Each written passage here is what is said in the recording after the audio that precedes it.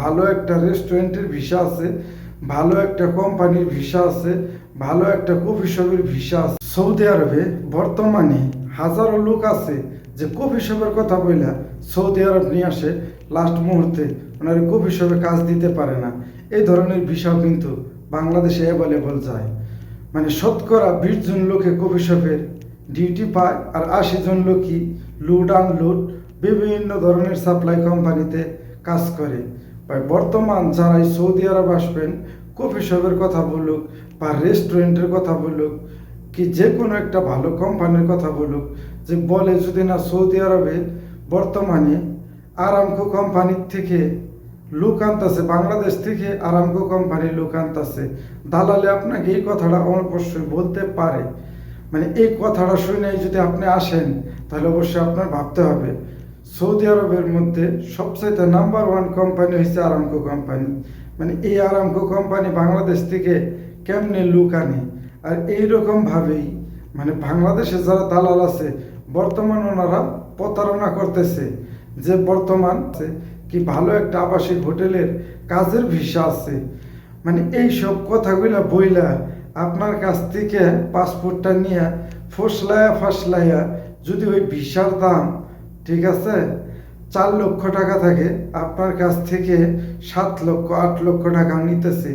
এইরকমও বর্তমান সিচুয়েশনে বাংলাদেশ থেকে সৌদি আরব লোক আসতেছে। আসার পরে কি হয় যে ওনারা ঠিকমতো কাজ পায় না, খাইতে পায় না, মানে বিভিন্ন ধরনের একটা সমস্যায় থাকে।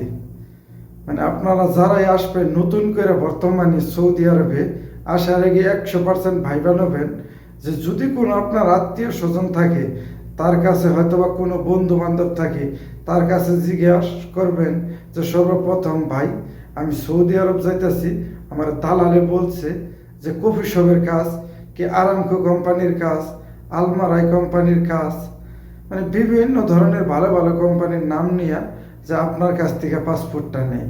মানে এই জিনিসটা যদি সর্বপ্রথম আপনি যদি জানতে পারেন যে না আসলে আছে বিষয়টা, এর সাপ্লাই কোম্পানির মাধ্যমে কিন্তু এই যেগুলো কোম্পানির নাম বললাম এই কোম্পানিগুলো চলে বর্তমানে সাপ্লাই কোম্পানির মাধ্যমে। এর মধ্যে আবার কিছু সাপ্লাই কোম্পানি আছে যে খুব ভালো কথায় কাজে মিল আছে, যদি বলে যে আপনারে যে অমুক কফি শপের কাজ দেব 100% গ্যারান্টি ওরা ওই কফি শপের কাজই দেয়। কিন্তু আপনার বাংলাদেশ থেকে সেমিনার বা ইন্টারভিউ দিয়া পরে আসতে হয়।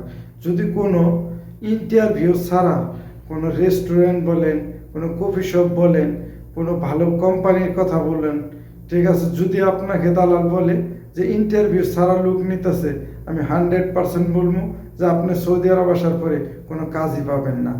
এই জিনিসটা মাথায় রেখে পরে আপনি সৌদি আরব আসেন।